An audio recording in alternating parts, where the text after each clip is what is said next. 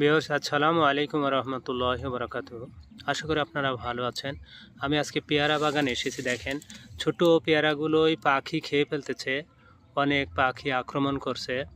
দেখুন ছোট থাকতে এই পেয়ারাটাও খেয়ে ফেলেছে। দেখুন ভিউয়ার্স, বাগানের মালিক শেষ পর্যন্ত পেয়ারাকে বাঁচানোর জন্য উনি জালের ব্যবস্থা করেছেন। দেখেন সম্পূর্ণ বাগানটিতেই জাল দিয়ে ঢেকে দেওয়া হয়েছে। একটু খেয়াল করেন, দেখেন সুন্দরভাবে ঢেকে দেওয়া হয়েছে। দেখুন বাগানটি সম্পূর্ণভাবে ঢেকে দেওয়া হয়েছে।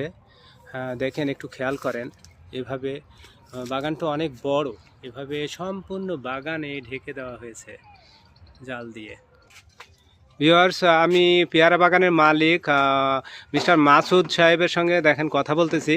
আসলে মাসুদ ভাই, বাগান দেখতেছি জাল দিয়ে ঘিরতেছেন, এটা বেশ আমি দেখলাম যে সম্পূর্ণ বাগানই জাল দিয়ে ঘেরা।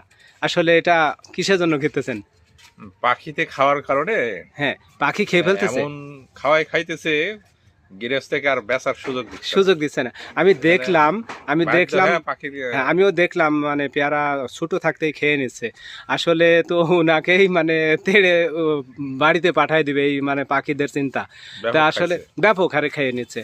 তো ভাইজান, এই জন্যই মূলত উনি এই সারা বাগানটাকে নেট দিয়ে ঢেকে দিচ্ছে। তো এটা মোট আপনার কতটুকু বাগান আছে? 4.5 বিঘা বাগান।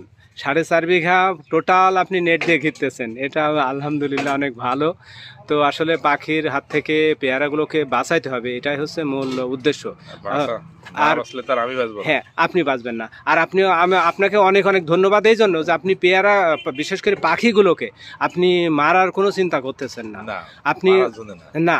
আপনি ওদেরকে যাতে ওরা পেয়ারাগুলোকে না খাইতে পারে সেই জন্যই এই ব্যবস্থাটা উনি জাল দিয়ে ঢেকেছেন।